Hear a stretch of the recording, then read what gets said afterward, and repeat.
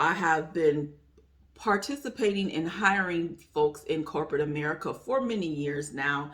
And there's some things that I've seen, and there's some things that I've heard, that has prompted me to say, hey, let me go ahead and help some folks out, because there are some very qualified people who apply for these jobs and they come to these interviews and they very well should probably be considered for the job, but they're doing some things that just is knocking them out of the competition.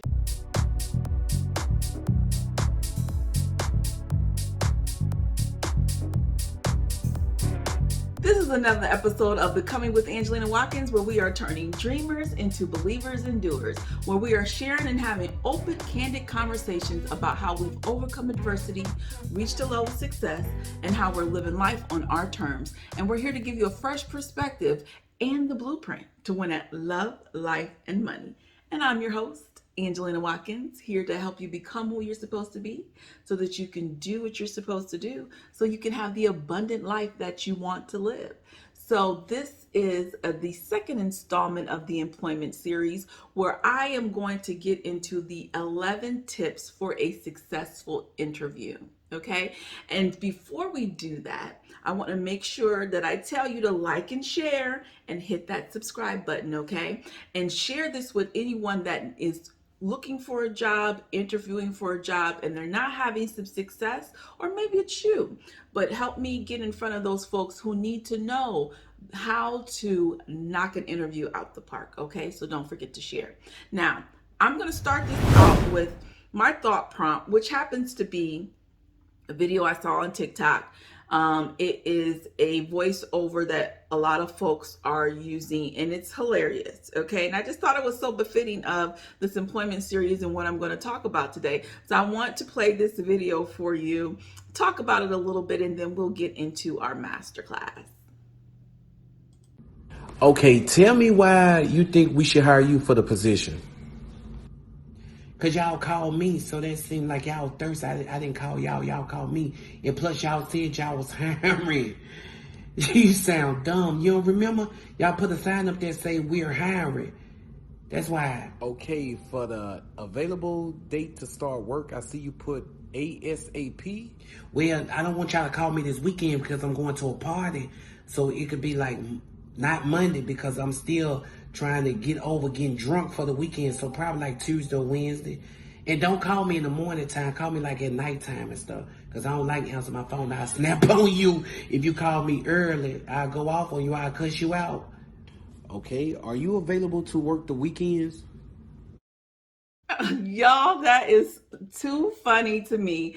Getting in this interview, I know that's one of the things that we have interviews, and we always think, they always want to ask a question about, why should we hire you? Or why are you looking to switch positions? Or why do you want to work for this company?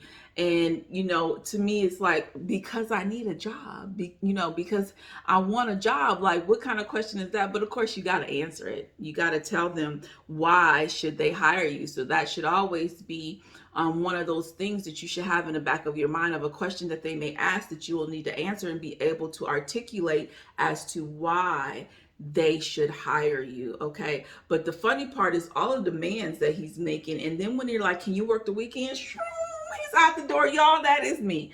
OMG, that is me. I used to work as a young person. I used to work the weekends.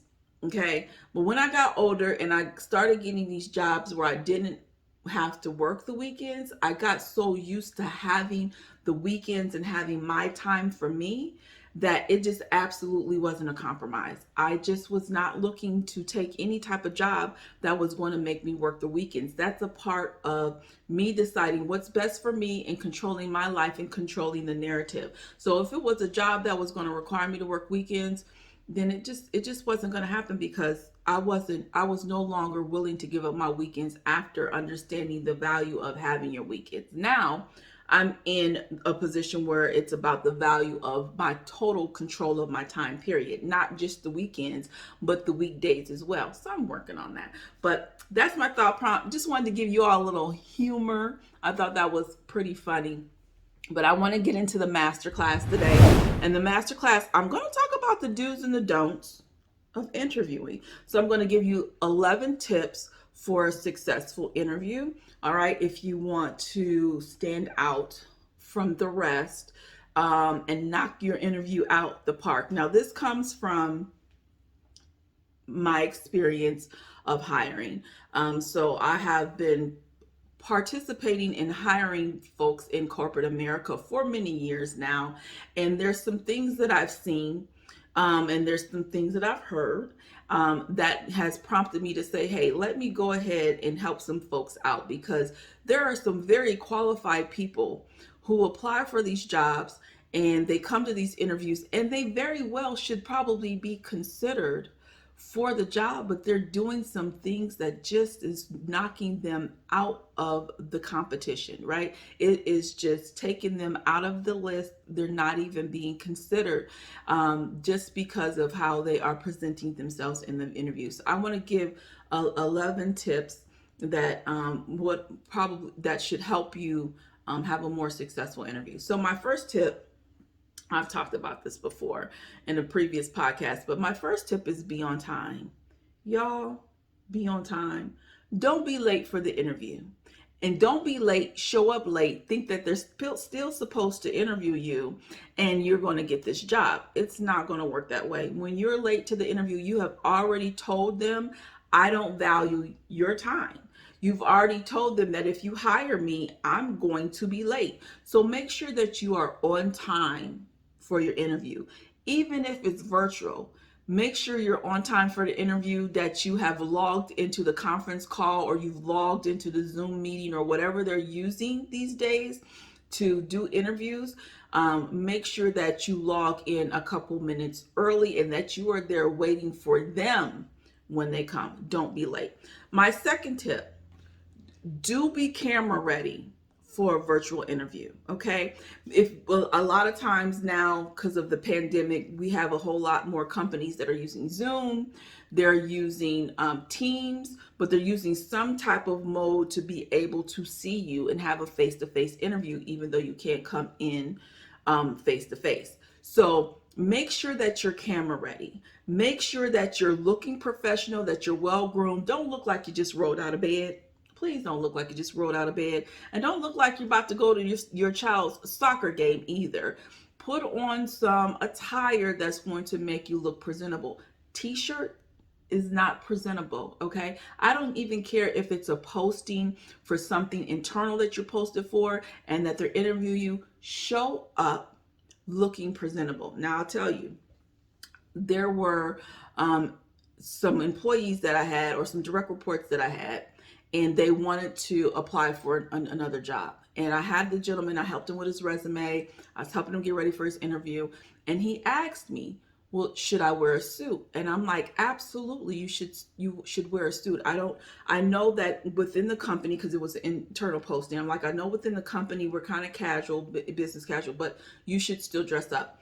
So he did. He dressed up and he got the job. And one of the things, that compliments that they gave him as to what made them pay attention to him, was because he was the only person who showed up in professional attire. So that made him stand out from the crowd. So for all of you that think that those days is gone, goodbye, that you don't have to dress up for your interview, you don't have to look professional. If you're male, you don't have to wear a suit. If you're a female, you don't necessarily have to look professional, maybe wear a dress or a skirt or a pantsuit. If you think you don't have to do that, well, fine, you don't have to do that, but you could be missing out on opportunities to stand out from the rest and to show that your professionalism. It all comes in what they see when you walk through the door or when you turn that camera on. So make sure that you're camera ready. The third tip, do your research of the job title, okay? The company and the industry in which you're applying. It's so many people that come to these interviews and they have no idea of what the job entails. They've not done any type of research. And I know from company to company, the responsibilities can change. But if you research job titles, it should still give you a high level understanding of what that job is all about. Research the company. What do they do? How do you apply for a company and you know nothing about the industry to even be able to relate yourself to the interview. You don't know anything about the company, the industry, nothing. So you gotta do your research. And we notice who's done their research and who's not in the way they answer the questions. And so doing your research is going to help you prepare your answers for any questions that may come up, or things that you can now say within your answer to relate and bring it all together to say, they know what they're talking about. So make sure you do your research. Number 4, do answer the question as best you can and get to the point. Now, excuse me, make sure, one, that you're paying attention to what they're asking you. If you don't understand the question, you can ask for clarity. But I'm going to tell you right now, the people interviewing you can't lead you on to an answer. They can try to clarify the question for you, maybe word it a little bit different, but they can't do anything that's going to lead you into a certain type of response. But if you don't understand the question, then ask clarity about what they're asking you before you answer. But the worst thing is to answer a question and you didn't answer it at all. Like, we have so many people that come in and we ask a question and they don't answer it, and they're long-winded. Get to the point. You should be able to answer questions in 3 minutes or less. So that means if you're going over 3 minutes, you got too many irrelevant details. We don't want to hear about the information. We don't want to hear about your emotions. We don't want to hear about what he said, she said. We don't want to hear about all that. Tell us the scenario, answer the question, relate it all together, and be done. Be concise and be clear. Just leave out those irrelevant details, okay? But show that, don't give a speech. We have a lot of people who want to give speeches before they actually answer the question because they want to show their knowledge. They want to show their education. At this point, your answer should show your knowledge and your answer should show the education. We don't need you to give us a textbook answer and then answer the question. Just answer the question and get to the point. Number 5, do give a specific example. When they say, give a specific example. Don't only speak to theoretical when you don't have if you don't have direct experience. So a lot of times we'll ask to give us a specific example, give us a specific scenario, describe a specific situation. That means we want an exact. We don't want theoretical. We don't want to know what you think. That's not a time to tell us about your education. We want to know. And so you need to give us a specific example and the impact and the solution of whatever the question is. And we have a lot of people who they don't. One of the biggest questions, and that's my tip number 6, is be prepared to answer basic questions centered around relationship building, teamwork, or a customer service. And so one of the things that we always ask is give us a specific scenario of a time when you were having conflict or issue dealing with someone, a team member on a project or what have you. Tell us the situation, tell us what you did and what was the outcome. And then I tell you, 8 times out of 10, most people don't give a specific situation. And everyone's had some kind of conflict with someone, whether it was at church, at work, somewhere in your life, you've had someone that you've had to deal with that you didn't get along with.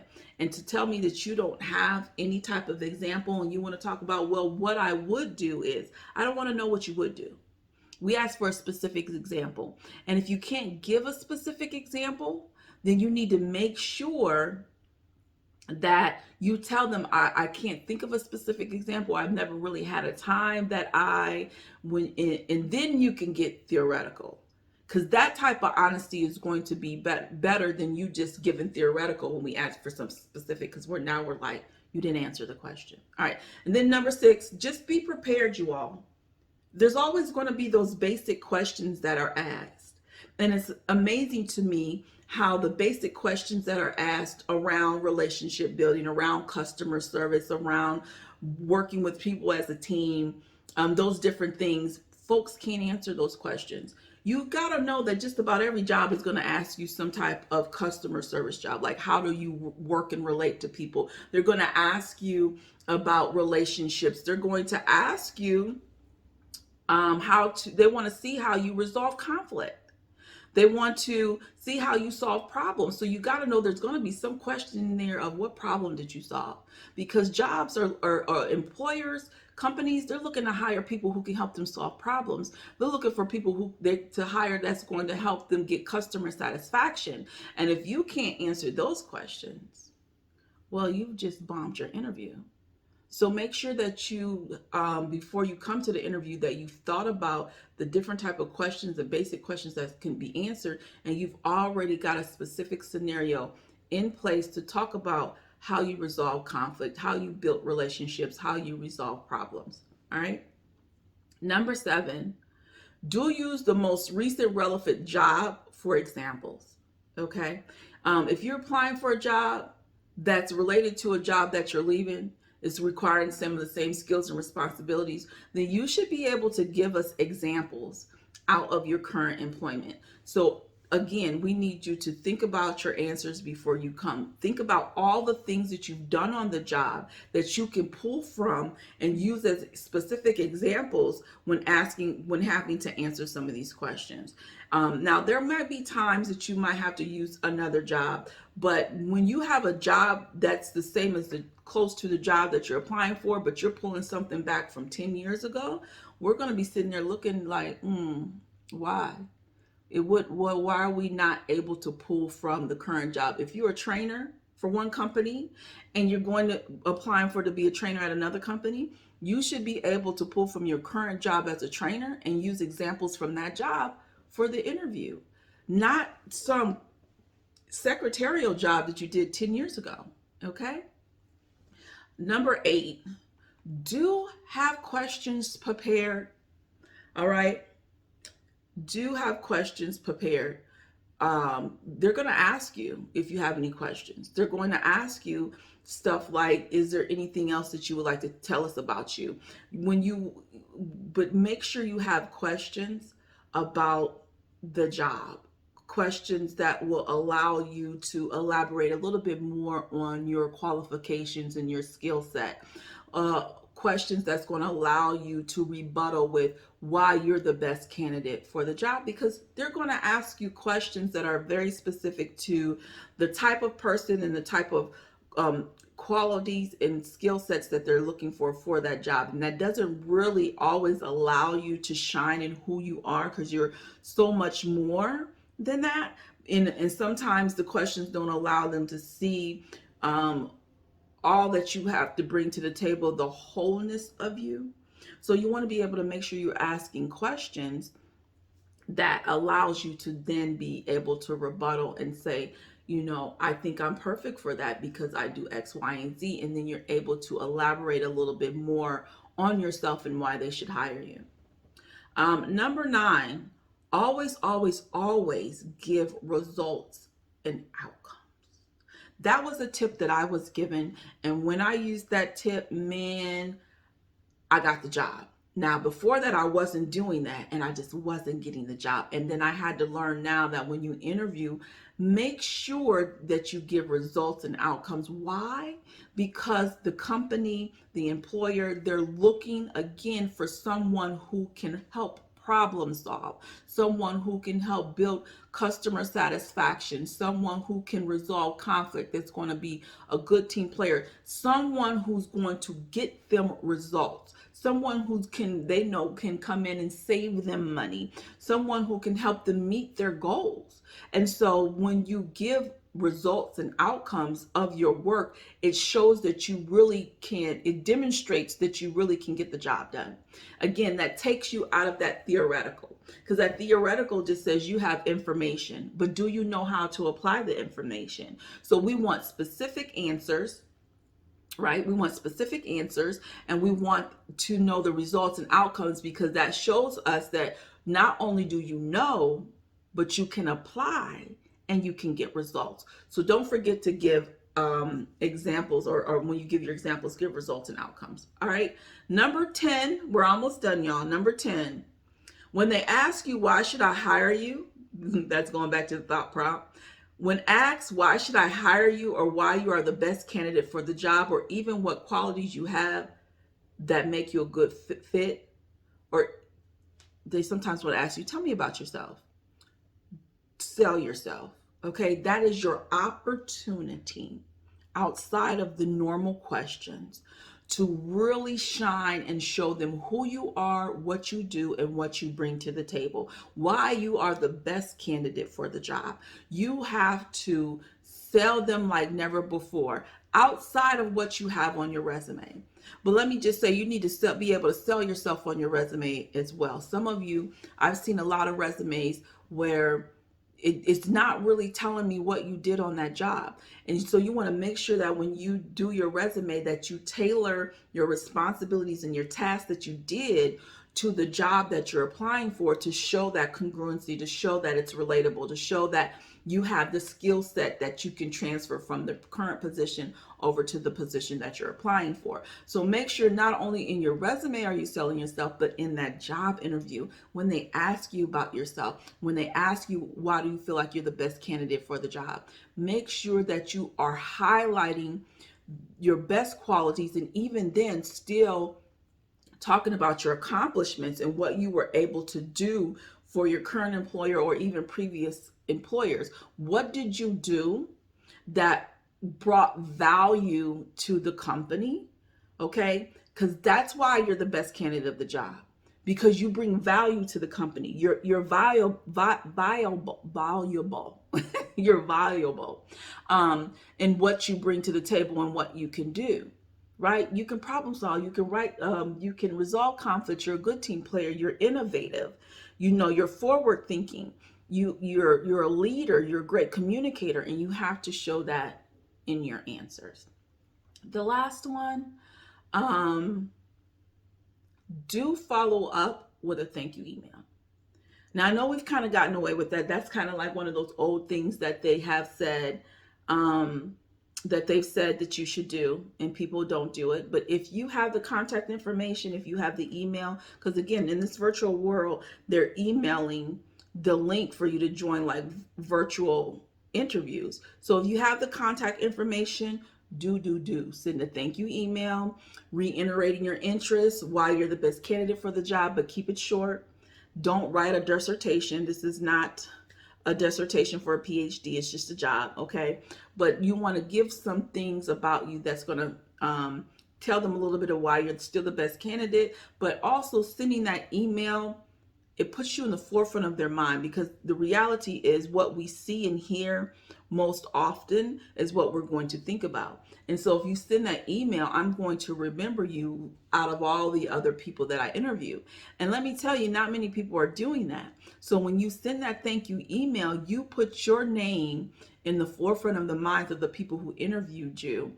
And that gives you a better chance of being sent over. Now, if you're not knocking those questions out the park, you still won't be sent over. But if you're knocking those questions out the park and you send that thank you email, man, you've just really put yourself high up on the list. Okay, so those are the 11 tips that I have for you for a successful interview. Trust me, if you work on those things, if you implement those things, you will more than improve how you've been interviewing on jobs. All right, so that is our episode of today. Where you are is not where you have to be. Your past does not define you, you define you. So heal, transform, and pursue you.